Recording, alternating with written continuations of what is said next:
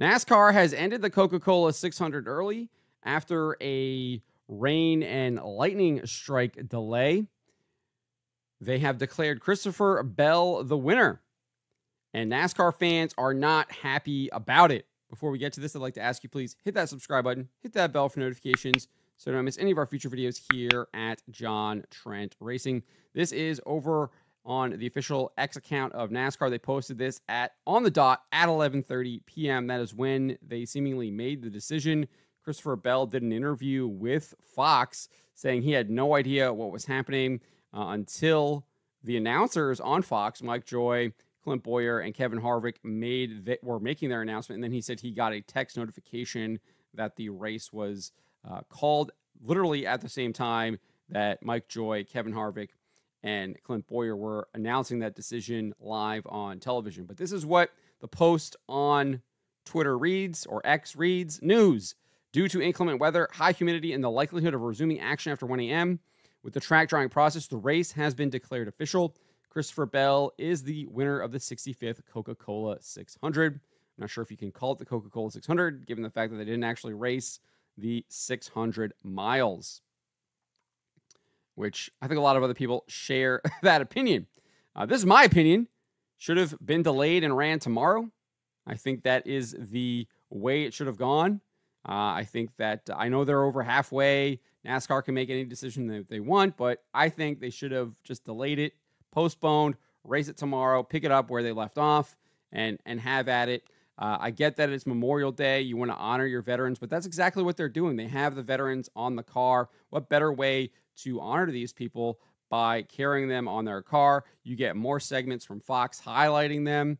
You get, obviously, a victory lane ceremony during kind of prime time when they're really, I don't think there's any other kind of sporting competition happening.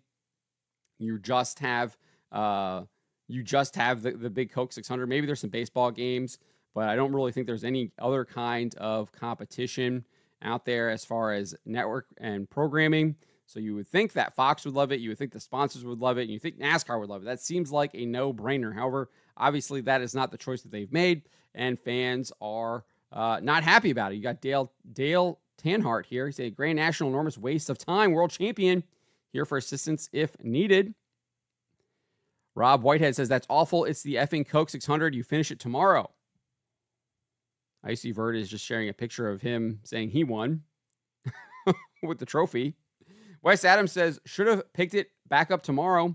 All that waiting just for this. Justin Payne says, pathetic, not even 400 miles. SPG is lamenting that Kyle Larson didn't even get a run one lap after being flown in from the Indy 500.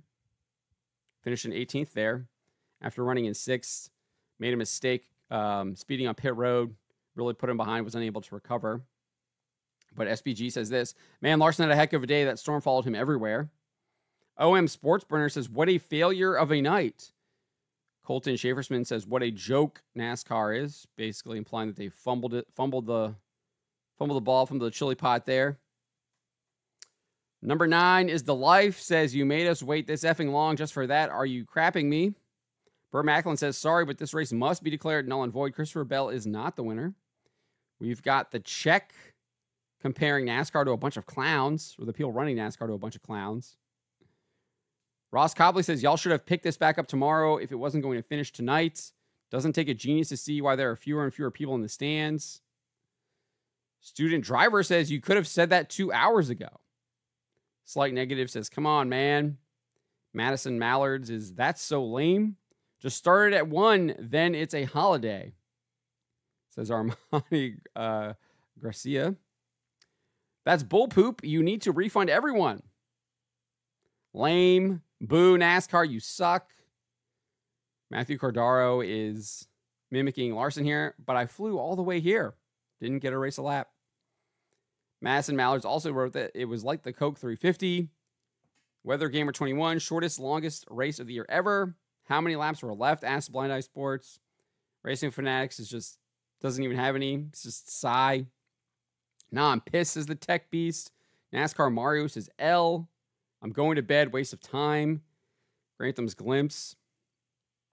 Curtis Hawk obviously mocking them with a Kyle Busch gif. What a joke. I mean, it goes on and on and on. Yeah, people just not happy with NASCAR and this decision. It's not just the fans either. And they might have a good reason for it. This is Matt Wishart. He's saying the track is almost dry. He is a cameraman at the track, photographer. Cars go fast, and I press the camera button at them. He's a photographer. He's clearly right there. He's saying the track is almost dry. That was at 11:35 p.m., so 5 minutes after NASCAR made their decision. So it's another reason why fans are probably pissed. The media is not happy either. Alan Cavana says victory lane is very dry. So he's kind of echoing this idea from Matt Wishart that the track was seemingly dry. And he says humidity, I guess, and with a down thumb.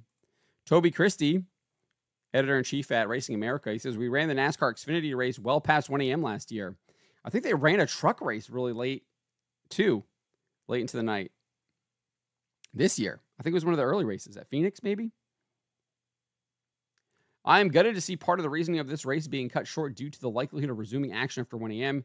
Hate it for all of the fans. Hate it for all of us that value crown jewel events. Hate it. Colby Evans says, I ran an entire 400-mile race at Daytona in the middle of the night as well many years ago. I don't get this move at all. The entire country's off tomorrow. Let's race these cars, says Tyler Hess. I mean, so it's not just people responding to NASCAR. I mean, these people responding to the media. The media's not happy.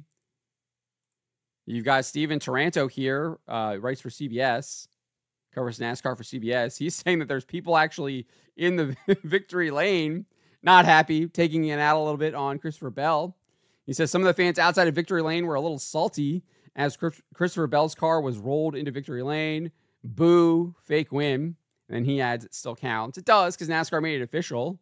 But I think I don't think they're taking it out. I think they're taking it out on Christopher Bell, but they're really upset more about NASCAR probably rather than the fact that Christopher Bell won. Maybe they're just Christopher Bell haters too. That's possible. But my assumption would be they just probably dislike the decision. Chase Folsom, he writes for, or he covers Cars Tour, is a news writer for Front Stretch, another member of the media. He says, what an absolutely piss poor attempt to run this race. There are thousands of fans who spent a hell of a lot of money to be here and have stuck around when we could have been home hours ago. I don't normally do this, but I'm pissed. NASCAR let the fans down. So he's not happy. We've got a driver, Colby Evans. It's an aspiring ARCA NASCAR driver, and it says he's a part-time crew member as well. He says, man, what a crappy ending. Apparently due to humidity, the race is over. Larson didn't even get to turn one lap in his cup car. This sucks. We should have waited this out. We had time. Not fair to the fans who stayed during the delay. So, people not happy with NASCAR expressing that. We've got Austin Konensky here. He writes for, who does he write for? He writes for USA Today and Motorsports Wire. He says, I would have been really disappointed if NASCAR didn't try to dry Charlotte Motor Speedway, which they did. You can't blame NASCAR for the high humidity. No, you can't. That's in God's control. The race probably wouldn't have ended until 3 a.m. As much as that sounds fun, it's too extreme. So we do have someone defending NASCAR here a little bit. But everyone in his comments are like, track was drying fine. They've waited longer. Horrible call. That's Joshua Weatherman. I think he runs he runs short track. He runs a short track website. This guy's Manny says, we all would have been fine with a 3 a.m. finish. Bro, you were literally just saying run the race no matter what. You can blame them for poor leadership and wasting the time of fans. They knew for a while now they weren't going to run this race. Let's not try to paint them in a positive light. So there's that point too. King Sebastian making out a good point that they could have called the race 2 hours ago. So fans weren't sitting there, weren't maybe going up and buying a bunch of beer at Charlotte, at the track. Maybe we're heading home, going back to their hotels, getting some sleep, not staying up, not watching the commercials that Fox was showing, not wasting people's time. A lot of people feel like their time was wasted. So that's a good point there by King Sebastian. We've seen a number of people kind of make that, but he reiterates it. But interestingly enough, Konensky here would kind of change his tune a little bit. He says the weather forecast and radar suggested that NASCAR should have gotten the track dry tonight. Around 11 Eastern time, the humidity was at 94%. With it being that high, I'm not sure if that's an excuse. I have to imagine Fox played a role too, but would they really want it to end? And then people are pointing out, like, we waited until almost 1 a.m. to start the Coke 400 in 2015 at Daytona. I don't see now why NASCAR won't let the race finish. Effing ruin my weekend, says Johnny So Fresh too. And then we got some pictures here from Devin Smirkar. He says, this says it all. I don't know if he's saying that the track is still too wet or what.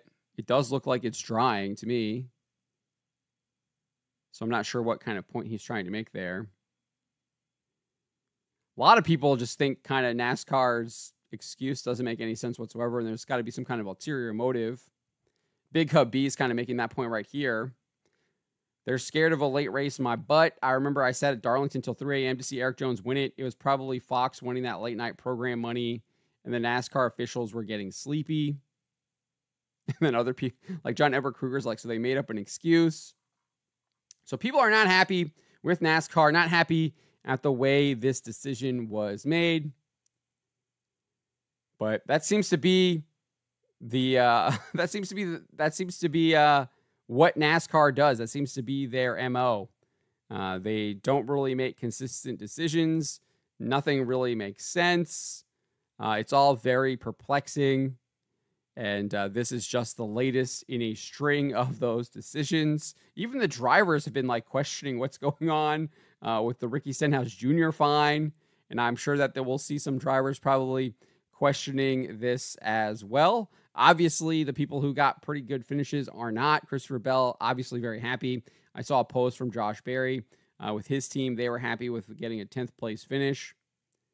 So that is what is going on. I mean, constant criticism here on this post to NASCAR. But let me know what you guys make of this. What do you think? Are you upset? Are you going to defend NASCAR? What do you think NASCAR should have done? Do you agree with me that they should have delayed it, postponed it till tomorrow, and then raced? Do you think they should have called it? Do you think we should have just waited out tonight and then raced whenever they got the track dry? Let me know in the comments below.